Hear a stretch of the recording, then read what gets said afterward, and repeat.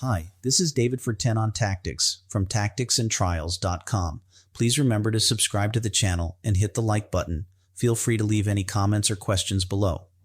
Today, we are going to review some of the prevailing cases from the Ninth Circuit Court of Appeals where a person's mental condition was a key factor in encounters with police officers.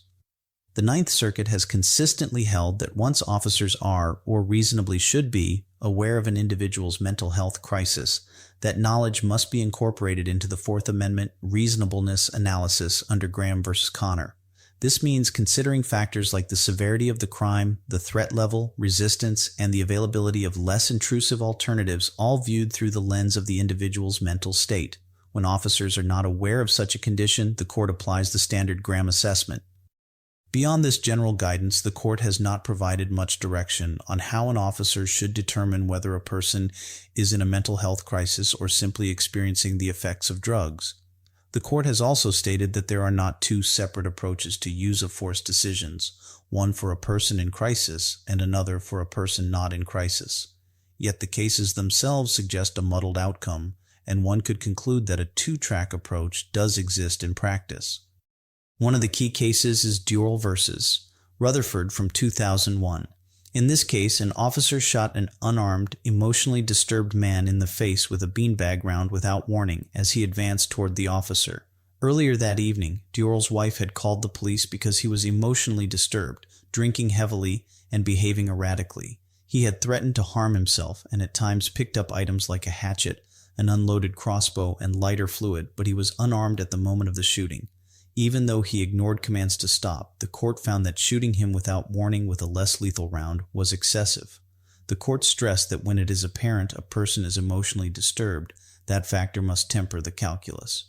Warnings and less intrusive options are expected when feasible.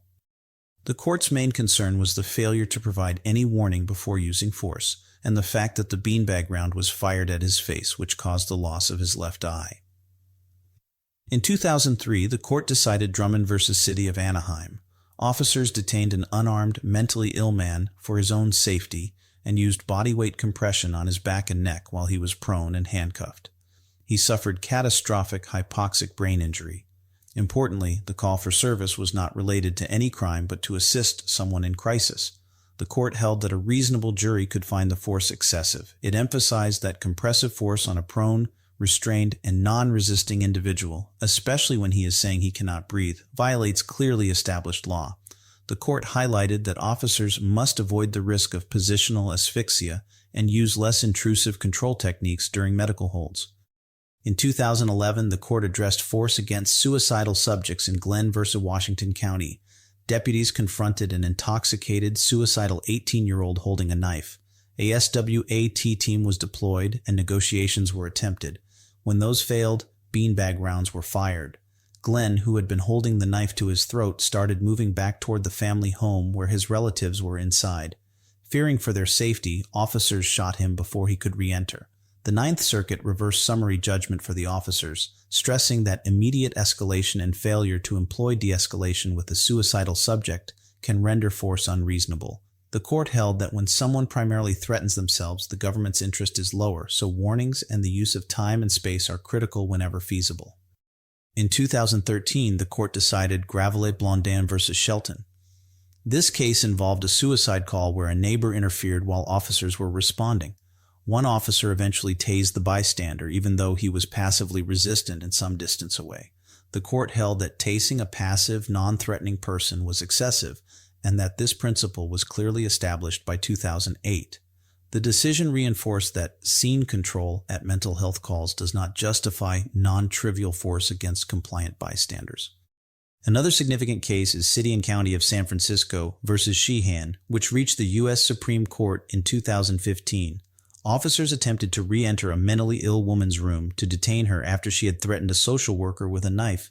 They used pepper spray and a taser, but Sheehan continued advancing with the knife and was shot. The Supreme Court granted qualified immunity, citing the rapidly evolving armed encounter, and declined to decide the ADA reasonable accommodation issue. The key takeaway was that when an immediate armed threat materializes, lethal force may be justified, but planning, containment, and resource allocation still matter for liability purposes. In 2018, the Supreme Court decided Kisela v. Hughes. Officers responded to a call about a woman seen hacking a tree with a knife while behaving erratically. When officers arrived, Hughes came out of her home with the knife and began walking toward her roommate, who stood nearby. Officers shouted multiple commands to drop the knife, which Hughes ignored. After about 30 to 60 seconds, an officer fired 4 shots through a chain-link fence, striking Hughes. She survived. The Ninth Circuit denied qualified immunity, but the Supreme Court reversed, holding that no precedent clearly prohibited the officer's split-second decision. The court emphasized that the presence of a weapon and a perceived immediate threat remained central under Graham. Most recently, in 2024, the Ninth Circuit decided Scott v. Smith. Officers in Las Vegas responded to a call about a man believed to be in mental crisis and subject to a medical hold. Smith was not suspected of any crime. After convincing him to disarm himself, a knife and a club, officers attempted to handcuff him for transport to a hospital.